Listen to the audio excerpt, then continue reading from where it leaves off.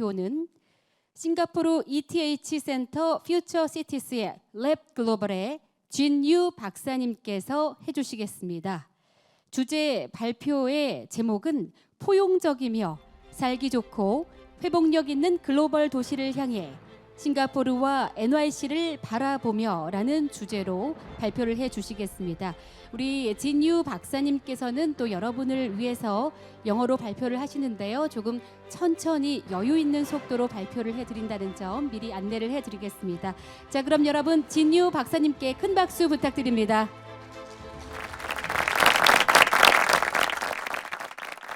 Good afternoon, and thank you for the introduction and also for inviting me to be part of this very important, exciting discussion for the future of Busan.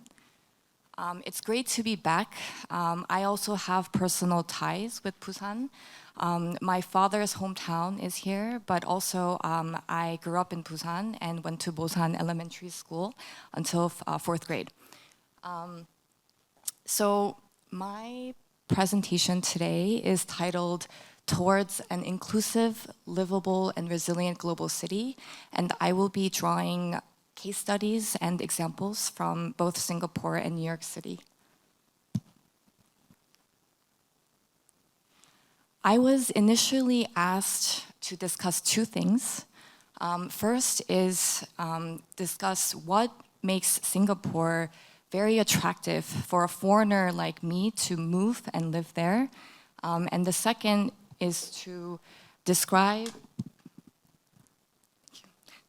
the benefits and positive things that I've learned from my living experiences in Singapore for the past year.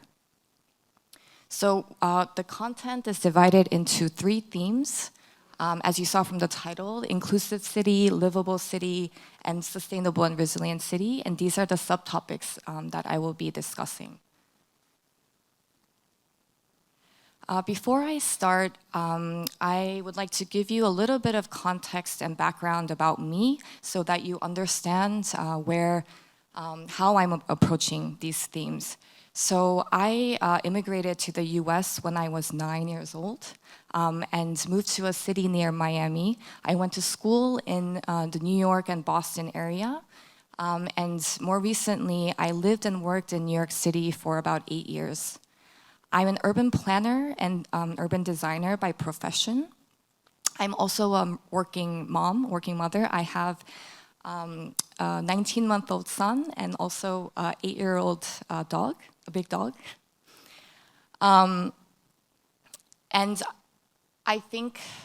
Currently I'm also a Korean-American expat living and working in Singapore.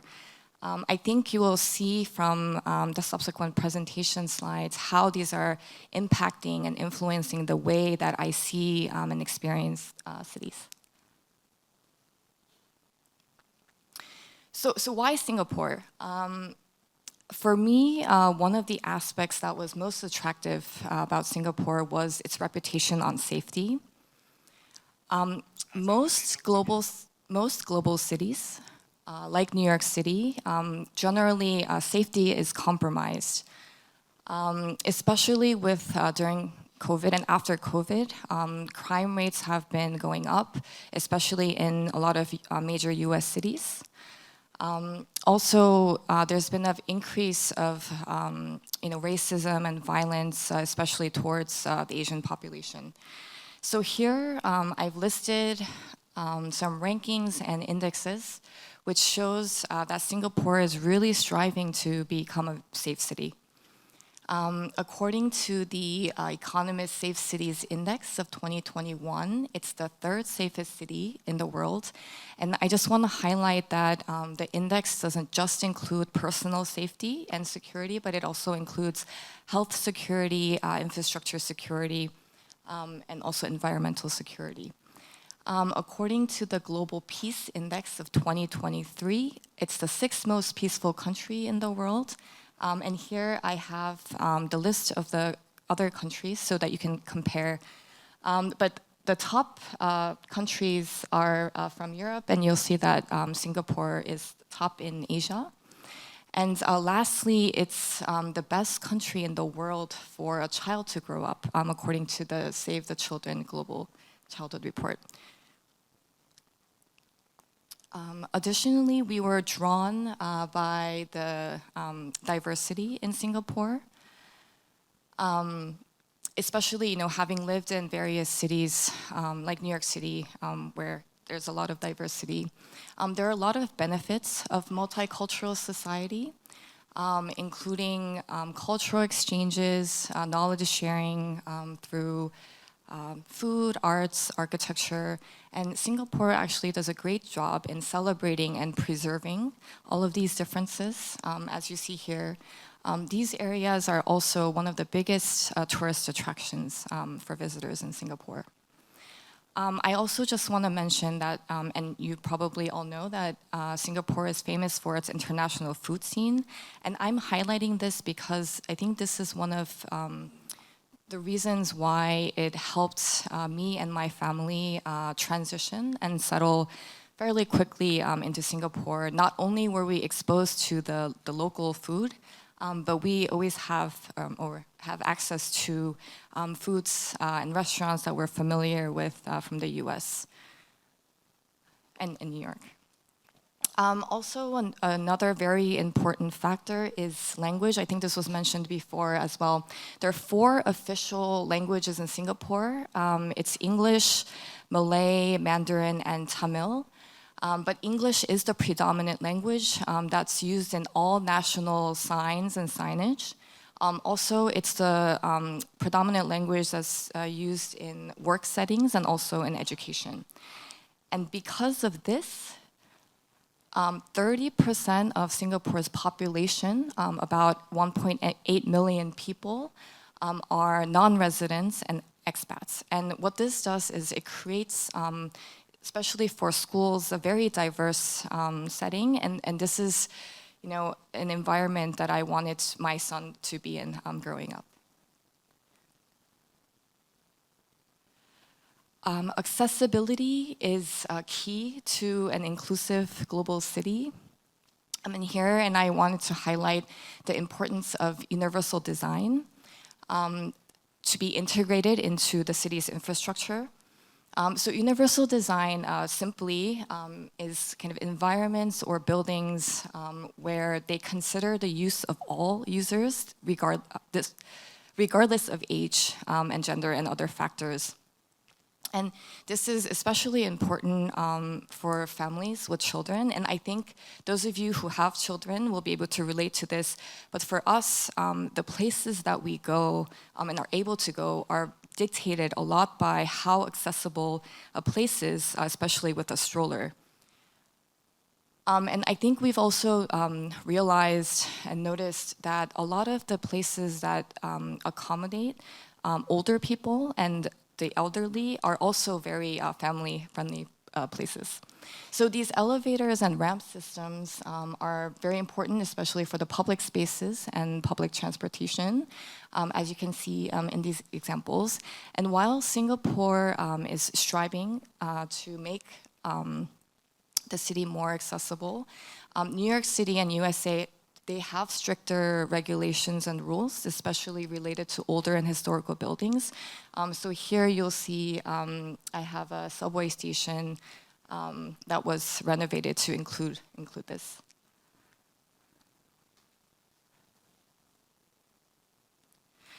The next example of accessibility that I want to highlight is regarding multimodal transportation. So in addition to New York City being very walkable, they have a very extensive bike lane system. It's about 2,500 kilometers of bike lanes. And this is important in providing many options for residents to use to whether to go to work or different areas of the 5 boroughs in the city. And this was also very helpful in keeping the city alive during COVID as well.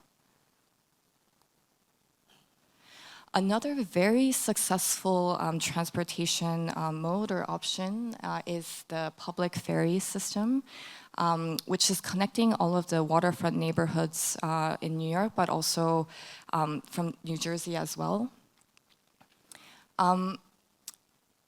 The price for the ferry is the same as a subway station, making it very accessible. And I think the city estimated that in 2023, about 6.6 million, they had 6.6 million ferry riders throughout the year.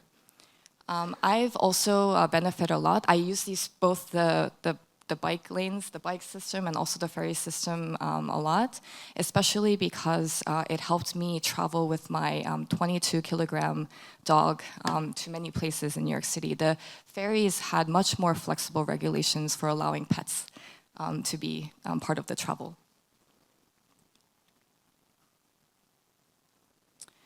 Singapore similarly are moving towards increasing the biking, cycling, and pedestrian infrastructure within their city. They have many different initiatives, but currently they have piloted 2 bike sharing operators. There's also both neighborhood and island-wide green corridors, and I've added some examples of these green corridors throughout the city. This is a map showing all of the different developments of these corridors and pedestrian walkways. But basically, they're trying to connect the entire island and make sure that people can get from the different parts of the island to the central business district, which is here on the lower right.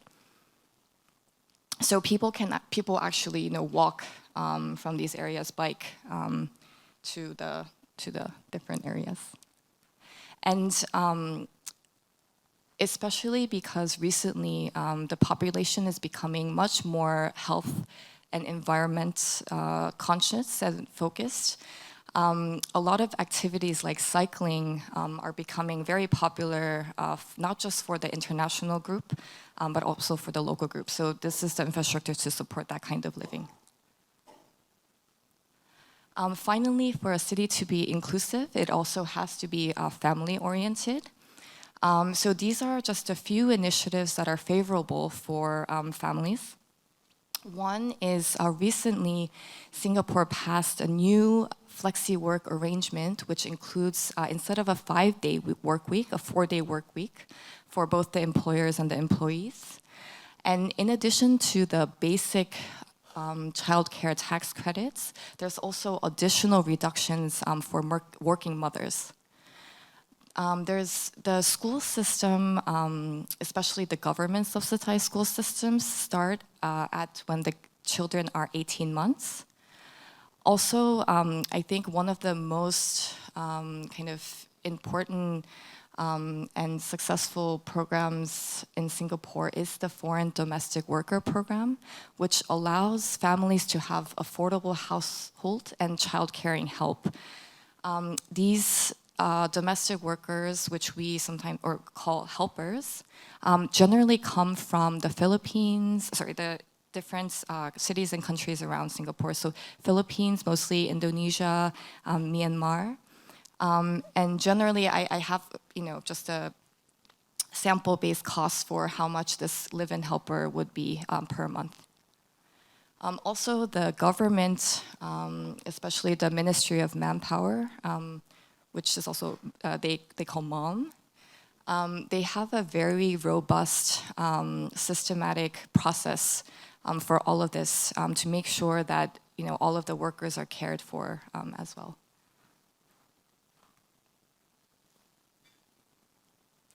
So now moving on to the livable city. Singapore is a place of many opportunities, both for career and education. As it was mentioned earlier, it's home to the regional headquarters of 7,000 multinational firms. There's also the presence of many international NGOs like UNDP, World Bank, World Wildlife Fund, to service the different regional countries around Singapore. There's also many global institutions, which was also mentioned before, that partner with a lot of schools in Singapore, as you see here on the right. So MIT, it was mentioned earlier, came in. The ETH Swiss School, which I'm a part of, also has a center there. There's also a lot of options for education, especially for the international community. So there's a Singapore American School, Australian International School, Canadian International School, there's a British school, German school, and the list goes on. There's also various curriculum options for early education, so for children, including Montessori, Reggio Emilia, and international baccalaureate programs. In addition, there's also various diverse housing options, both short-term and long-term, and these are really flexible and straightforward. Most of the short-term options are private, but for 6 months and more, there's also the option of renting out or residing in the public buildings or public housing in Singapore. And I think many of you probably are aware, but 80% of Singaporeans live in public housing. And I just have a few images here of the public housing to show that these housing options are very comparable to private condos. So again, expanding the different options of places that we can live in depending on your budget and finances. In addition to the housing options, there's diverse, attractive neighborhoods in Singapore. I've just included 4 very popular areas that the foreigners like to live in, but you'll see that there are commercial districts, commercial shopping districts. There's anywhere from single-family townhouses, low-rises to high-rises. A lot of neighborhoods by the water.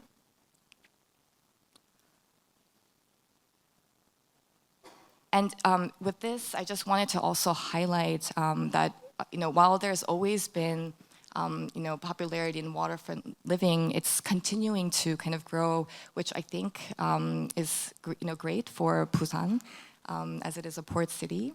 But there's a lot of development that's happening in the waterfront, and people are, I think, attracted to the development. Sorry. The right is Williamsburg in New York, and the left is the Reflections development in Singapore. And I just want to conclude the livable cities theme with access to public spaces. In New York, similar to the waterfront living theme, New York is currently has about 850 kilometers of coastline. A lot of the coastline was manufacturing, the manufacturing industry in the district, similar to Busan, and they're in the progress of trying to transform and develop these areas so that it's accessible by everyone, especially through public spaces. These are also helping complement and make the waterfront living very desirable as well.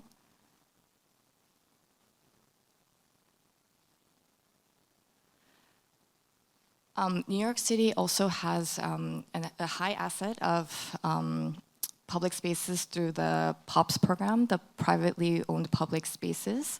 So basically, these are public spaces that are maintained and developed by private buildings and owners in exchange for incentives for either more floor area or height in buildings. And I would say these are one of the most iconic places of New York and also used exhaustively.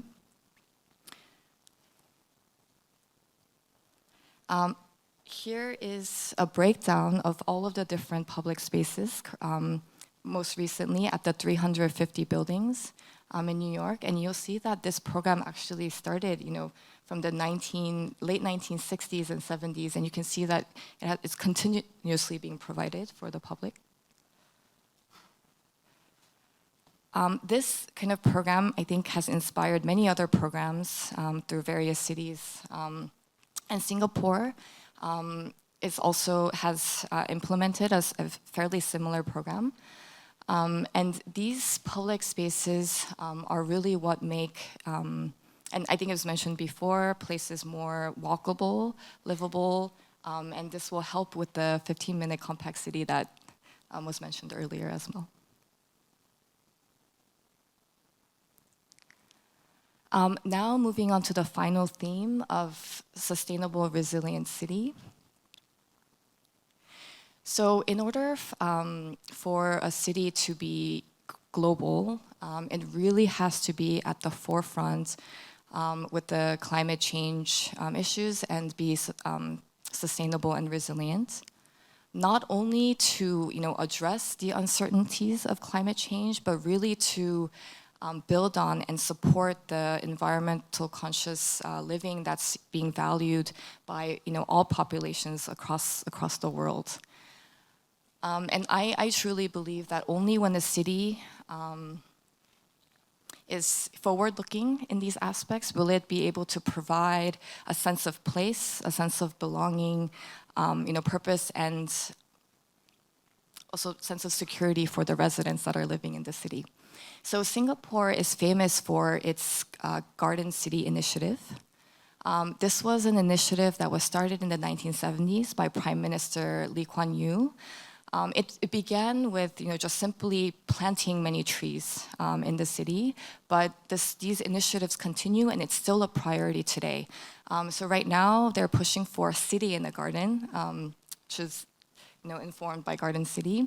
And there are policies like the greenery replacement regulations, where 100% of the greenery that is lost when a building is developed has to be replaced on the building. So whether it's on the facade, the green roof, it has to be in the building. So the product of that is that it's having various co-benefits on its impact to quality of life and also healthy living.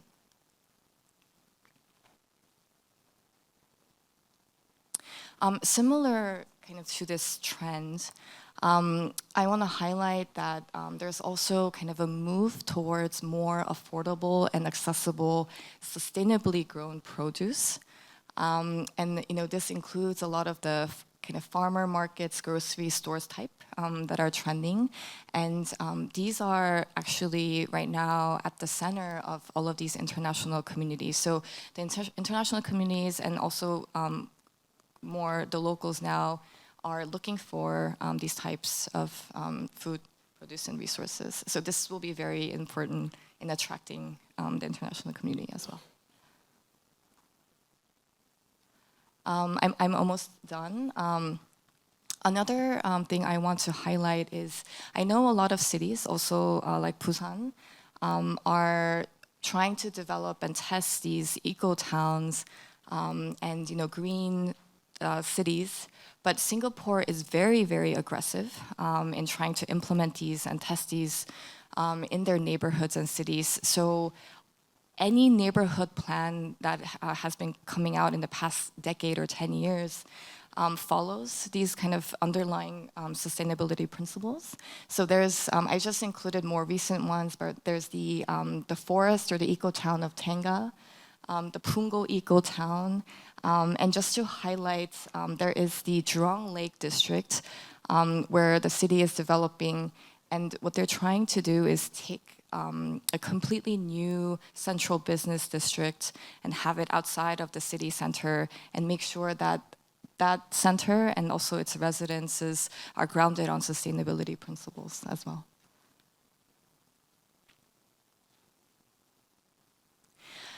And lastly, I think the biggest kind of difference for Singapore and the thing that makes Singapore stand out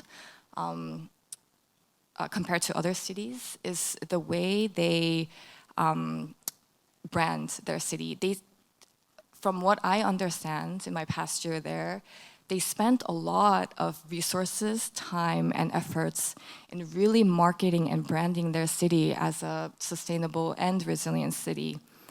I'm sure these are, images that staple images that you've seen before in various social media things. But I really believe that this is what makes, tens of millions of visitors go to Singapore and also, attracts foreigners like me to want to move here in this kind of green paradise. And I'll just point out that this park, the Bishan Park, is it's not as well known, but it's a case study that many of the countries use, especially countries in Europe. So there are many, many visitors, not just from Asia, but from Europe, just to come see this park and to use this as a case study for their cities. Now just to summarize and conclude my presentation, I think I made a case that in order for a city to truly be global and also support the economic and the social growth is for the city to be inclusive, equitable, also have flexibility for various living conditions, make sure that also the urban planning and design can drive some of these kind of visions, sustainability visions for the city. So I hope that my experiences and sharing have provided some helpful insights to the city of Busan, and I look forward to seeing how Busan transforms in the next couple of years. Thank you so much. 네, 진유 박사님께 여러분 큰 박수 부탁드리겠습니다. 네, 싱가포르와 NYC 그리고 우리나라 세 나라를 모두 비교를 해보면 치안은 그래도 우리나라가 최고이지 않을까 이런 생각을 했는데요. 하지만 우리 진유 박사님께서 말씀해 주신 것처럼 정말 우리나라는 아이 키우기에 또 어린이가 성장하기에 베스트 컨트리일까 워스트 컨트리일까 참 많은 고민을 해보게 되는 그런 시간이었습니다. 왜 아이를 낳지 않는지, 왜 인구가 줄고 있는지, 또 왜 인재 유치가 어려운지 참 많은 고민을 해보게 되고요. 또 매력적이고 포용적인 도시로 거듭나기 위해서 다방면인 통찰과 노력이 필요할 것 같습니다. 또 그러기 위해서 바로 오늘 이 자리 제3차 부산연구원 부산 이니셔티브포럼 개최를 하고 있고요. 오늘 또 한 걸음 나아가는 그런 자리가 되고 있으리라 믿습니다.